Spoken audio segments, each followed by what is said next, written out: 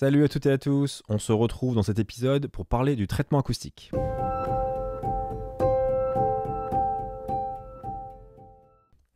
La semaine dernière, dans l'épisode de la semaine dernière, on a fait un petit tour du studio de ProMix Live, on nous a montré un petit peu comment c'était agencé. Là maintenant, on va parler du traitement acoustique qu'on a fait dans ce studio.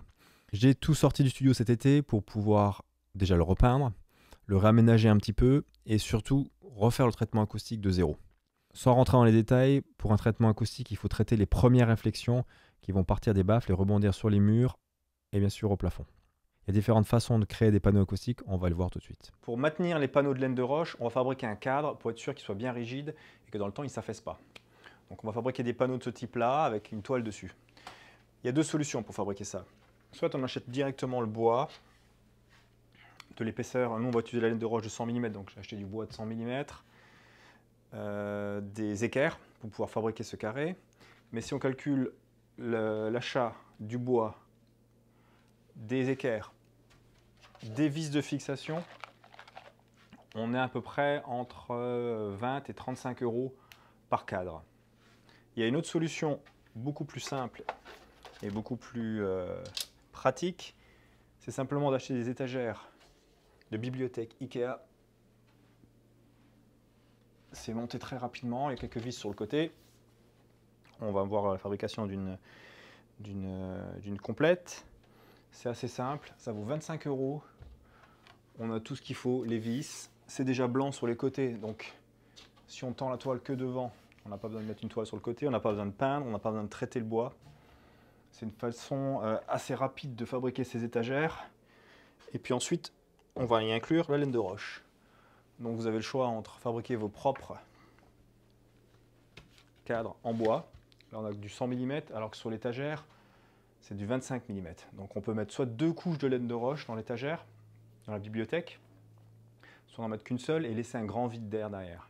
Parce que l'absorption elle est un petit peu augmentée, elle est carrément augmentée quand il y a un vide d'air derrière. Alors que là, si on fait notre cadre de 100 mm qui coûte le même prix ou à peu près ou même plus cher, on n'a que 100 mm, donc quand on met la laine de roche de 100 mm, on va se retrouver soit être obligé de décaler par rapport à la fixation du mur pour pouvoir avoir un vide d'air derrière la laine de roche, soit de le poser contre, et dans ce cas-là, on n'a pas de vide d'air du tout. L'autre avantage, comme c'est des étagères, enfin des bibliothèques plutôt, comme c'est des bibliothèques, on peut les déplacer. C'est-à-dire que si jamais on déplace le bureau par la suite, comme ce n'est pas fixé au mur, on peut la redéplacer autant qu'on veut, on peut repositionner le bureau, faire des tests, déplacer les moniteurs et on n'est pas coincé avec quelque chose de fixé au mur, de définitif et des trous dans le mur. Autre avantage avec ces bibliothèques Ikea, quand on a fini de la monter, il va nous rester les étagères qui sont dedans. On en a 3 par bibliothèque. Donc quand on en a 4, on peut fabriquer un cube avec quelques équerres pour fabriquer des petits cubes que je vais placer derrière les moniteurs.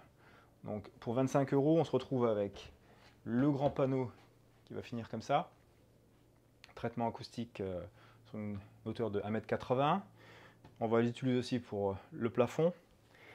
Et toutes les deux bibliothèques construites, il nous reste assez de panneaux pour faire des petits panneaux comme ça qu'on peut placer à différents endroits sur un mur qui est moins important à traiter. Et ça nous permet aussi de mettre 25 mm de laine de roche, donc on va choisir 10, 20 ou plus, selon ce qu'on a besoin de traiter. Pourquoi utiliser des bass traps? C'est l'endroit de la pièce qui concentre le plus les basses fréquences, elles rebondissent dans les coins et elles créent une sorte de bouillonnement dans les bas qui est vraiment pas terrible. On va écouter un morceau et on va tout de suite se rendre compte grâce à ce micro omnidirectionnel qui va prendre autour de moi. Je vais me mettre dans une partie de la pièce qui est traitée, dans une partie de la pièce qui n'est pas traitée. On va bien entendre la différence, ce bas qui est surexagéré, qui prend le dessus et qui peut créer des problèmes dans vos mix. Pour cet exercice, on va utiliser le mix de The Black Russian par Anthony Chon. Comme ça, c'est un mix qui a vraiment un bas très puissant, mais bien contenu, qui va nous permettre de nous rendre compte s'il y en a trop. C'est vraiment pas la faute du mix, c'est plutôt la faute de la pièce. D'abord, je suis dans une partie de la pièce qui est traitée.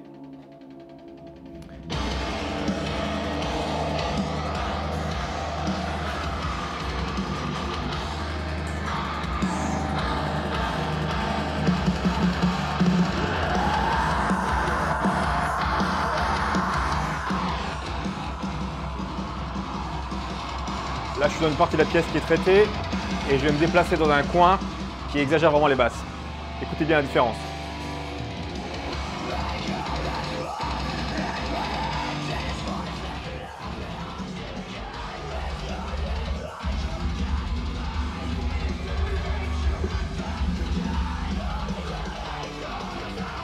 Je vais mettre encore plus fort pour que ce soit plus flagrant. On va commencer à l'avant de la pièce qui est déjà traitée et je vais me déplacer vers les coins. Je vais augmenter un petit peu le volume.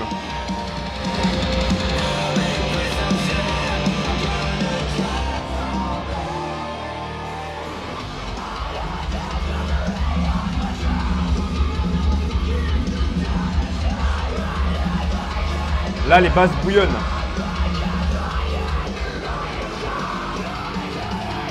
Et là, ça se rétablit. On se rend bien compte que dans cette partie de la pièce, on a l'impression qu'il y a un sub, qu'il y a quelque chose qui bouillonne là-dedans. C'est une partie de la pièce qu'il va falloir traiter, au moins le coin, une partie. Même si on est très loin de la zone d'écoute, il faudra faire quelque chose, mettre quelque chose qui arrête un petit peu ce bouillonnement. Alors une fois qu'on a fabriqué l'armoire, qu'on a monté l'armoire à la bibliothèque, on va simplement agrafer dessus. J'ai trouvé aussi chez Ikea deux types de tissus qui sont des rideaux normalement pour séparer une pièce, qui permettent de recouvrir le devant. C'est assez pratique. L'armoire fait 60 cm de large, les panneaux de laine de roche font 60 cm de large, et ces sortes de stores qui vont servir de recouvrement font aussi 60 cm de large. Donc je le déroule dessus et je l'agrafe au fur et à mesure pour qu'il reste en place. On va voir ce que ça donne. Alors je coupe l'étiquette là pour pas qu'elle transparaisse à travers. Je positionne en haut de l'armoire et je le déroule au fur et à mesure. J'ai bien l'intention d'être bord à bord. Il faudra bien le tendre tout au long du processus pour être sûr qu'il soit tendu pour que ça reste propre.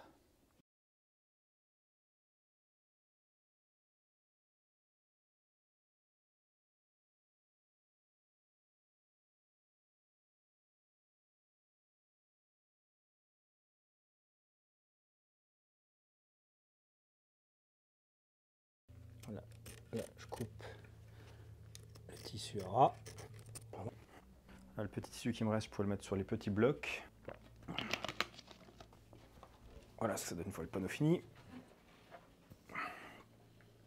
Donc là-dedans, j'ai 25 cm de large pour pouvoir mettre ma laine de roche.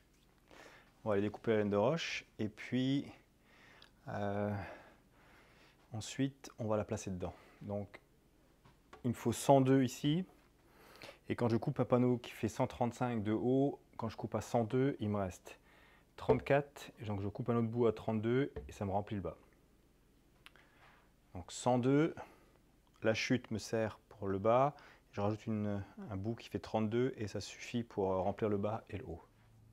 Alors il y a deux façons de mettre la laine de roche dans l'armoire. Soit on met le papier, côté papier, à l'avant de l'armoire, ça va absorber un petit peu plus les basses et réfléchir légèrement les aigus et les médiums. Soit on met la partie molle à l'avant de l'armoire, et dans ce cas-là, on absorbe beaucoup plus les aigus et les médiums, et tout autant les basses. Voilà. Donc, selon le type d'armoire, enfin plutôt le type d'absorption que l'on veut, on choisit l'un ou l'autre. Donc, soit le papier à l'arrière, comme ça, et donc là, on aura plus d'absorption des médiums et des aigus. Et si on met le papier dans l'autre sens, il y aura une légère réflexion des médiums et des aigus, ce qui va permettre de ne pas avoir quelque chose de totalement sourd. Là, on va fixer ça au plafond. Et donc pour le plafond, je ne veux pas de réflexion du tout des aigus et des médiums, donc je les arrête totalement. C'est pas un bass trap, donc je ne mets pas le papier en avant. Voilà la chute de la première plaque. Et un bout que j'ai découpé dans une autre plaque qui fait 32.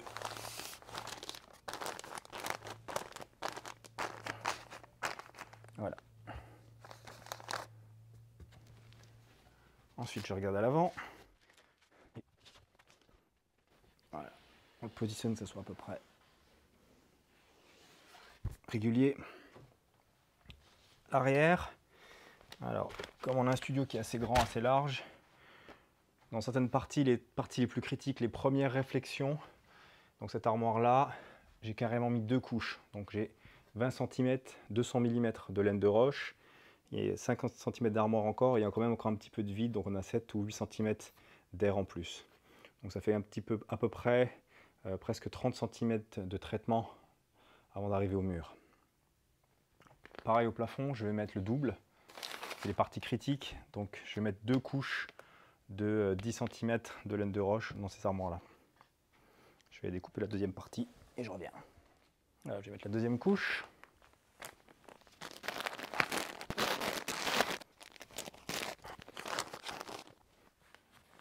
Voilà. Alors là, on a créé une armoire avec une isolation de 20 cm de laine de roche, mais dans certains studios, c'est pas possible d'avoir une armoire aussi épaisse au mur. On perdrait trop d'espace dans le studio. Donc ceux qui vont faire un cadre qui fait par exemple que 10 cm avec 5 cm de laine de roche, 5 cm d'air, il faut dans ce cas-là utiliser une laine de roche avec une plus grosse densité. Là, on a une densité très faible parce qu'on a 20 cm et dans ce cas-là, ça absorbe mieux sur la totalité du spectre que si vous ne pouvez pas vous permettre autant de laine de roche. Dans ce cas-là, prenez une densité plus forte. Dans ce cas-là, prenez une densité plus forte, une épaisseur plus faible, qui n'aura pas exactement le même impact, puisqu'il y aura des trous, des creux et des bosses dans certaines fréquences. Là, on a une meilleure réponse sur la totalité du spectre, mais si vous n'avez pas la possibilité de faire une armoire aussi large, prenez une densité bien plus importante, 100 ou 140 grammes par mètre carré. Là, nous, on est sur du 35-40 grammes par mètre carré. Pour traiter les premières réflexions au plafond, pareil, une étagère. Avec la différence, c'est que j'ai coupé simplement avec une scie à ruban les pieds. Comme ça, il n'y a plus de pieds. Je vais percer des trous aux 4 coins et le suspendre avec un câble métallique. C'est le câble pour tenir les antennes. Ça va passer dans un serre-câble fixé au plafond avec un crochet. Et dans l'armoire en bois, je vais simplement y inclure un écrou. Je vais percer un diamètre pour pouvoir inclure l'écrou là-dedans. Ça va renforcer un petit peu et le câble métal risque pas de passer à travers le bois. Il sera dans le métal et donc ça renforcera l'attache sur le meuble. Voilà comment je vais procéder. Donc je vais d'abord commencer par faire un trou.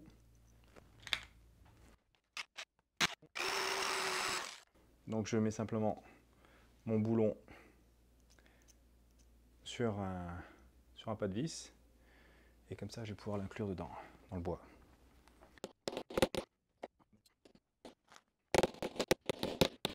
Voilà. Une fois que mon boulon est dans le bois, je retire la vis. Et là j'ai un renfort métallique pour passer mon câble. Et donc l'écrou servira de renfort métallique.